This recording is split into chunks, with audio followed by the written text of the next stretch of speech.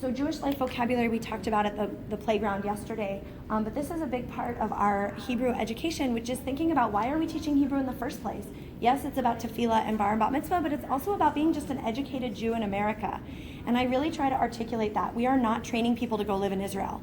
If they want to learn fluent modern Hebrew, we can't do that in our limited time. And we don't give homework. But what can we do? We can prepare our kids to be Jews in America who feel reasonably competent and knowledgeable when somebody says something to them that involves a little bit of Hebrew. So if somebody says Yasher Koach, we want them to not be like a deer in headlights.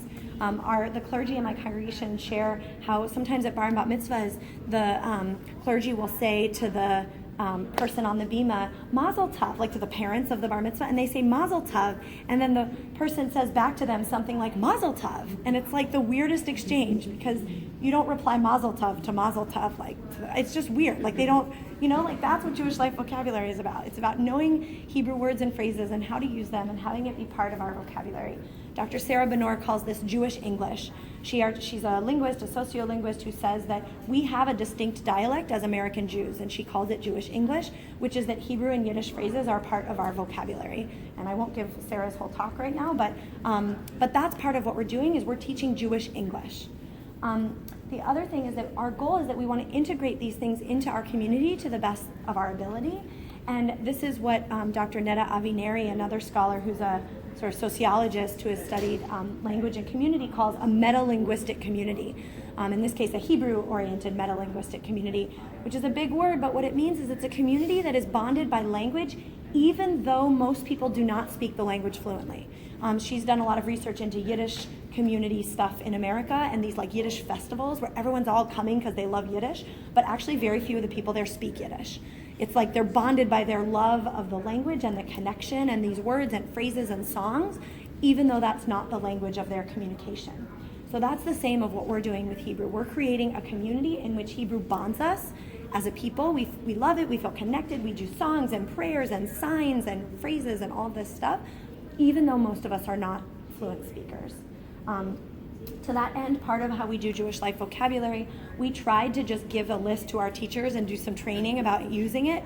But I have to say a lot of our teachers are not so used to using all these words in their day-to-day life.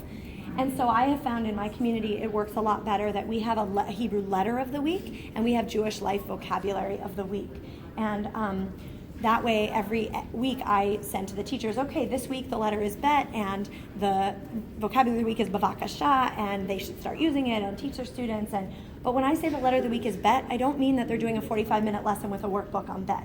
What I mean is like, there's a bet when you walk into our program and then in every class they're doing something. It's like 2 minutes. It's like, today it's all about bet. We're going to make a bet with our bodies and like, that's it. Then we're moving on. Like this is not the entirety of our religious school experience, but it is like in the water. And I like that metaphor because I have some little kids and we have like ABCs in our bathtub, not because I'm sitting down and teaching them the alphabet in like a class. It's like literally in the water, right?